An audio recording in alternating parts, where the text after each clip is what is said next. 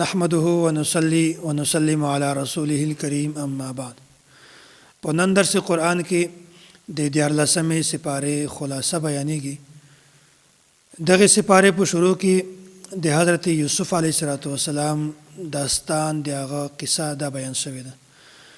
د حضرت یوسف علیه السلام د قصې دوه حصې، یو حصہ 12مې سپارې په اخر کې بیان و او بل حصہ چې کومه ده هغه د 14مې سپارې په شروع کې بیان شوې ده. د 12مې سپارې په اخر کې دا خبره وا چې حضرت یوسف علیه السلام صفائی بیان شوله، هغه وړوکی ماشوم دغه گواهی ورکړه، هغه کوم ښځو چې خپلې ګوتې کټ کړې وي هغه هم د حضرت یوسف علیه السلام د پاک دامني ثبوت گواهی ورکړه. زلیخا هم دا و چې د ما غلطي و، د حضرت یوسف علیه السلام هیڅ غلطي نه و. بیا بادشاه خوب لیدلی و، یوسف علیه السلام د یو خوب جواب ورکړ. بیا بادشاه دوباره حضرت یوسف علیه السلام د جیل نه راوغوښتی. دا خبره وزلته بیانېږي. حضرت یوسف علیه السلام چې کله راغی بیا د بادشاه خوب هم ورته بیان کو او د هغه تعبیر دوباره ورته بیان کو. بادشاه ورته دا انتظام به اوس څوک کوي؟ یوسف علیه السلام ورته وویل چې اجعلني علی خزائن الارض. دغه ټول انتظام دا ما ته حواله کا، دغه علم الله تعالی ما ته راکړی ده او دا انتظام به زه ډېر په ښه طریقه باندې چلاوم.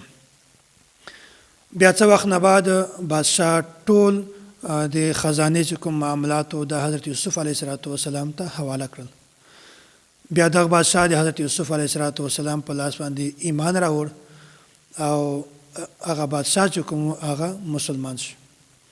په دې کې دا یوه خبره تاسې په ذهن کې کېنوئ چې حضرت یوسف علیه السلام د یوې عهدې مطالبه کړې ده خپله. دغې بنیادي وجه دا ده چې حضرت یوسف علیه السلام دا ویل که چېرته دا عهده د یوه نااهل سړي په سپورت شوله، که دا عهده یو داسې کس ته ورغله چې هغه نااهل و، نالایق و، بیا به دا هر شی ضایع کړي. دغه وجه نه حضرت یوسف علیه السلام د دغه عهدې مطالبه وکړه چې الله تعالی ماته دغه علم راکړی ده او دا عهده ماته راکړې ده او زه په صحیح طریقه باندې چلوم. بیا هغه نه بعد پیغمبر ته چې الله تعالی کومه عهده ورکړې ده د پیغمبرۍ والا، په هغه نه بعد نه د یوې عهدې خواهش وي او نه یې ضرورت وي. یوسف علیه السلام ته د عهدې خواهش نه و، نه یې ضرورت و، خو صرف د دغه مجبورۍ د وجې نه دغه مطالبه وکړه چې داسې نه وي چې دغه یو داسې کس ته هغه عهده ورکړي چې هغه بالکل نااهل وي. بیا الله تعالی دا خبره بیان کړې ده، وایي کله چې د حضرت یوسف علیه السلام ورونه دغه حضرت یوسف علیه السلام ته راغلل، بیا هلته دا ترتیب یې جوړ کړی و چې د دغې غلې نه دا کومه خزانه ده د قحطسالۍ وخت ته، په هغه وخت کې به هر یو انسان ته خپله یوه حصه ورکېږي د غلې نه. بیا په دغه وخت کې د حضرت یوسف علیه السلام ورونه دا هم راغلل او دوی ته یې خپله غله ورکړله. حضرت یوسف علیه السلام د دوی نه دا سوال وکړو چې تاسې بل ورور شته؟ دوی ورته چې بالکل ورور شته، وړوکی ورور هم د بنیامین.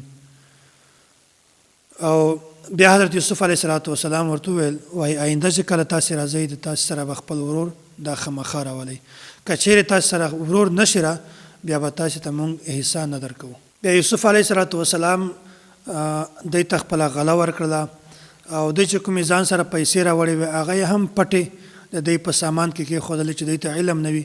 بیا چې کله د دوی قافله واپس شوله او ځای ته ورسېده هغه دوی خپل سامان کولاو کو، په هغه کې دوی پیسې هم او غله پوره ورته میلاو شوې وه. دوی بیا دا پلار ته وویل چې دا خو ډېر نیک بادشاه ده، موږ ته یې پیسې هم واپس راکړلې او غله یې هم راکړله. خو دوی پلار ته دا مطالبه وکړله چې د بادشاه دا ویلي دی چې بل ورته چې تاسې کله راځئ بیا به خپل ځان سره خپل وړوکی ورور دا هم راولئ. بهرحال دوی ډېره زیاته عاجزي ورته وکړه یعقوب علیه السلام ته. یعقوب علیه السلام ته مخکې هم یوه جټکه ورسېدلې وه د حضرت یوسف علیه السلام باره کې. ده ورته وویل چې در سره لږم یې، خو په یوه شرط باندې چې تاسې د ما سره پوخ عهد وکړئ چې موږ بیا حضرت دا بنیامین چې کومه ده موږ بیا دوباره ځان سره واپس راوړو. دوی عهد ورسره وکړو چې موږ به دا د ځان سره واپس راوړو، دته به هېڅ تکلیف نه وي. بیا دوی حضرت دا بنیامین چې کوم دغه د ځان سره یووړ. یعقوب علیه السلام د یو تدبیر ورته وکړو، دغه نصیحت ورته وکړو چې کله هم تاسې مصر ته داخلیږئ بیا تاسې په یوه ځای باندې په یوه دروازه باندې مه ننوځئ، بلکې په ځان ته دروازه باندې ننوځئ. د دغې بنیادي حکمت دا و چې یعقوب علیه السلام زمن چې کوم هغه د قد نه ډېر چږ و او ډېر حسین و، ښکلي و. د دې وجې نه ورته وویل داسې نه وي چې چا نظر در باندې ولګي. باقي نفع رسول، نقصان رسول دا خو د الله تعالی کار ده، خو بهرحال تدبیر اختیارول، احتیاط کول دا خامخا ضروري دي. بیا دی د حضرت یعقوب علیه السلام په خبره باندې عمل وکړي او دی بیا حضرت یوسف علیه السلام خواته بیا دوباره ورغلل. او دی چې کله حضرت یوسف علیه السلام خواته ورغلل، بیا هغه وخت کې د دوی سره د دوی کم ورور بنیامین دا هم و. یوسف علیه السلام هغه ته خاص مقام، خاص ځای ورکوي او ورته وویل چې دوی کومې خبرې کوي په هغه باندې پریشانه کېږه ما. او د ورته چې زه د تا ورور یوسف علیه السلام یم. بیا داسې وشول چې دوی ته کله خپله غله ورکوله، بیا یوسف علیه السلام د خپل ورور د پاته کولو دپاره یو تدبیر اختیار کړ. تدبیر دا و چې هغه غله چې هغه باندې هغه خلکو ته ورکوله، هغې د ناب کولو، د وزن کولو پیمانه چې کومه وه لوښی، هغه لوښی د حضرت یوسف علیه السلام په حکم سره دی د حکومت والو خلکو د بنیامین په سامان کې کېښوده. او بیا چې کله دی روانېدل، بیا په دغه کې د حکومت یو کس اعلان وکړو چې موږ د وزن والا پیمانه ورکه شوې ده، تاسې غله یې. دی ورته چې موږ غله نه یو، موږ غلا نه ده کړې. بهرحال بیا ورته وویل چې که چېرته په چا پورې غلا ونیول شوې د کومه سزا وي، دی ورته وویل دغه سزا وي چې هغه کس به دلته د بادشاه سره پاتې کېږي. او یک شریعت کې و دغه طریقه چې کوم یو کس پورې به غلا ونیول شو هغه به د بادشاه سره پاتې کېده. بیا بهرحال اول دی د تلاشي شروع کړله، اول د نورو ورونو تلاشي وکړه، اخر کې د بنیامین تلاشي وکړه، د هغه په سامان کې دغه پیمانه میندله. بیا دی ورته وویل دا خو مونږ غله نه یو، دا خو ده غلا کړې ده. بهرحال بادشاه بنیامین د ځان سره کېناوه. دی واپس راغلل یعقوب علیه السلام ته او ډېر سخت هغه کوه. اول خو دی بادشاه ته سوال کوه چې دا بنیامین ځان سره مه کېنوه، مونږ کې یو کس ته ځان ته خوښ کړه چې مونږ کې هر یو کس وي هغه به دلته ایثار شي، خو مونږ د پلار سره وعده کړې ده، عهد عمر سره کړی ده چې بنیامین به مونږ تا ته واپس راوړو. بادشاه ورته وویل یوسف علیه السلام دا څرنګه کېدلی شي، جرم یې وکړی ده او د هغه په بدله کې زه بل کس کېنومه. بهرحال دی ورته چې مونږ پلار کمزوری ده، ضعیف ده، ړوند ده، هغه سره مونږ دا ټولې معاهدې کړې دي. خو کله چې دی کله مایوسه شول چې بادشاه بنیامین د مونږ سره نه لیږي. بیا داسې و چې د دې کوم ورونه و، په هغه ورونو کې مشر ورور یهوده دغه دا ورته و چې زه خو تاسو سره واپس نه ځمه، ځکه چې مونږ پلار ته مخکې هم تکلیف ورسولی ده او اوس هم بیا بنیامین باره کې مونږ عهد ورسره کړی ده، د یو خلاف ورزي بیا اوس وکړله.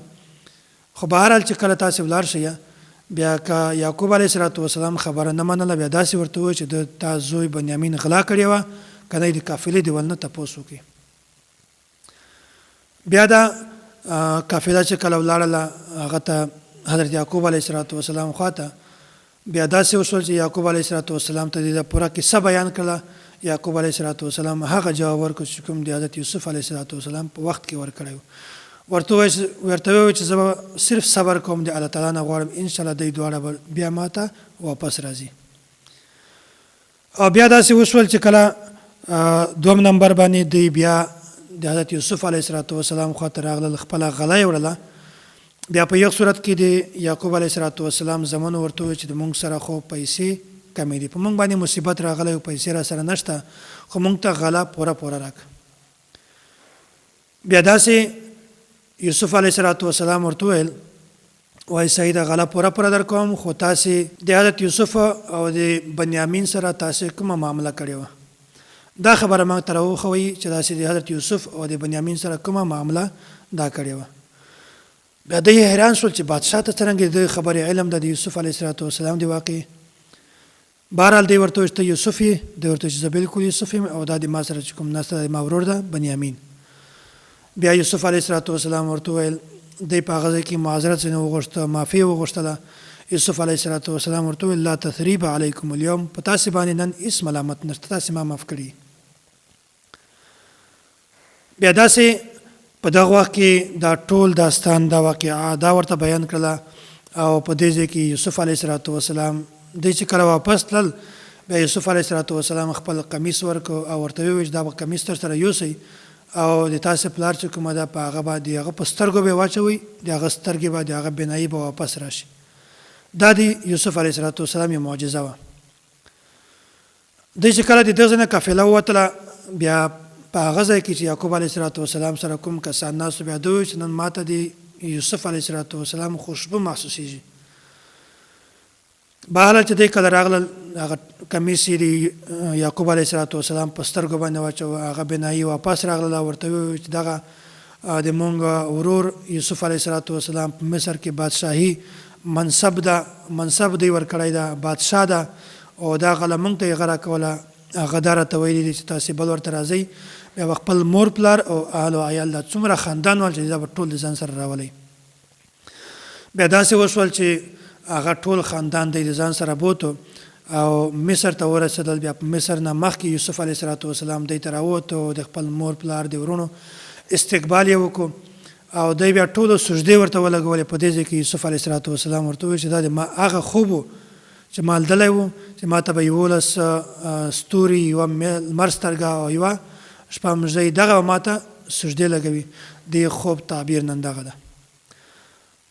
نو بیا یوسف علیه السلام دی په خپل منصب باندې کېنول او بیا داسې دغه ځای کې دا کومه سجده وه دا خو یت شکر والا سجده وه چې دی په د الله تعالی شکریا ادا کوله چې یا الله یوسف علیه السلام 40 کاله د مونږ نه ورکړو دا منځ کې 40 کاله وتلی وو او نن میلاو شو مونږ د شکریا والا سجده لګوو او یا دا سجده د تعظیم وه د تعظیم والا سجده په یغه وخت کې جایزه وه خو نن سبب دور کې د مونږ په امت کې د تعظیم والا سجده قطعا جایزه نه ده. بیا دی دا سجده ورته ولګوله یوسف علیه السلام ته او داسې په دې وخت کې بیا دی ټول مصر ته ولاړل. بیا په اخر کې د نبوت یو دلیل ده.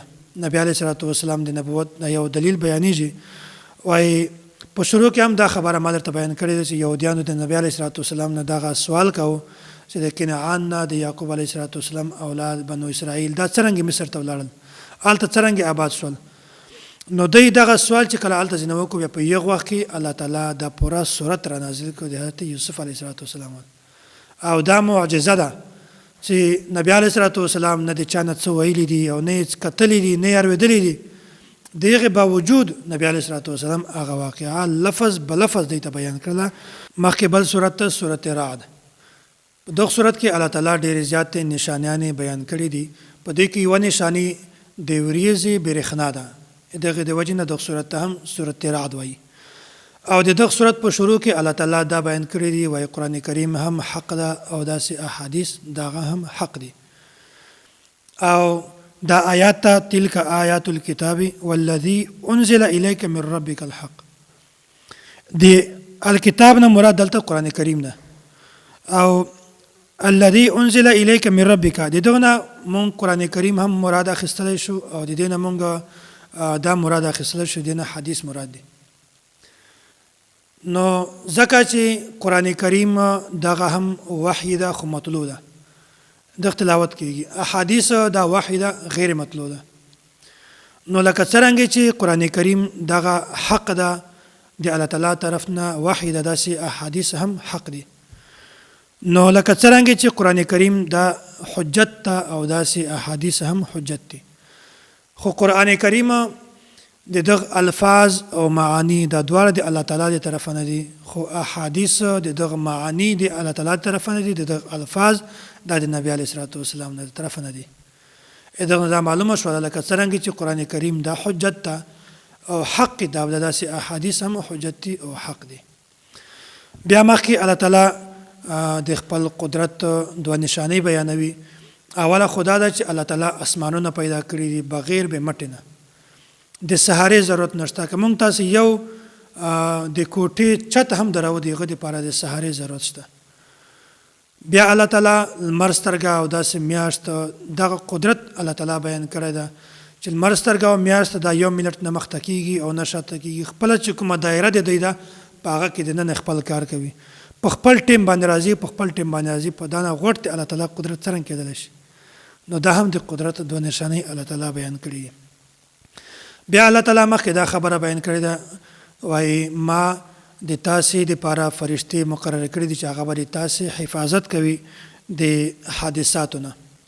وایي د دغه دا مطلب نه ده چې هر انسان د هر کار کوي، په هره غلطي ته لګوي، بیا دې هم الله تعالی د حفاظت کوي. نه، وایي داسې ده چې کله انسان د حد نه تجاوز وکړي، بیا په یغ وخت کې فرشتې هم د ده نه لرې شي، بیا الله تعالی په یغ باندې عذاب صورت در نازل کړي.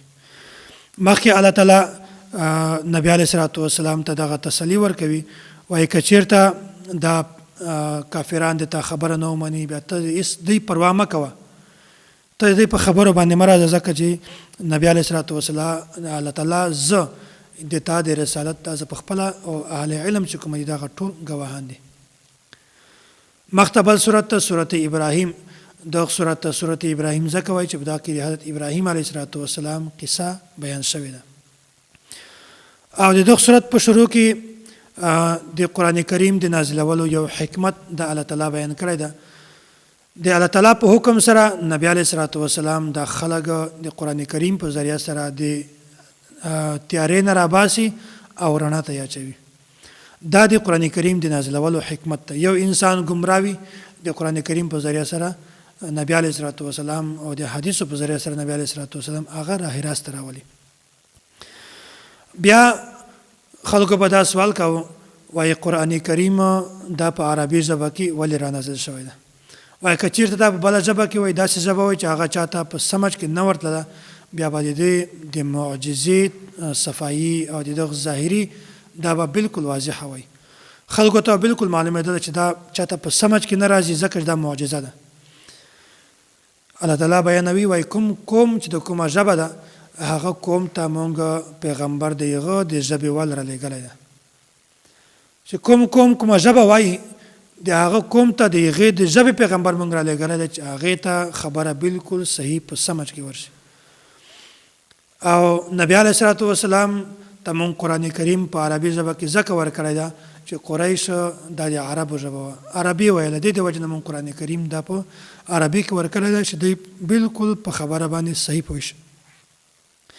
بیا الله تعالی د نعمتو تذکره بیان کړې ده، وایي کوم کس چې په نعمت باندې شکر ادا کړي، الله تعالی د هغه چې کوم نعمتونه دي هغه زیاتوي، یا خو د مقدار په لحاظ سره یا په دې وجه سره چې هغه نعمتونه الله تعالی ضایع کوي نه، بلکې بالکل صحیح موجود وي. او که څوک د نعمتو ناشکري کوي، یا په دنیا کې د هغه نعمتونه یوسي او په آخرت کې انسان ته الله تعالی عذاب ورکوي.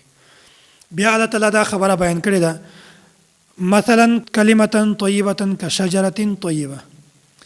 دلته کلمه طیبه او کلمه خبیثه، دغه مثال الله تعالی بیان کړی ده.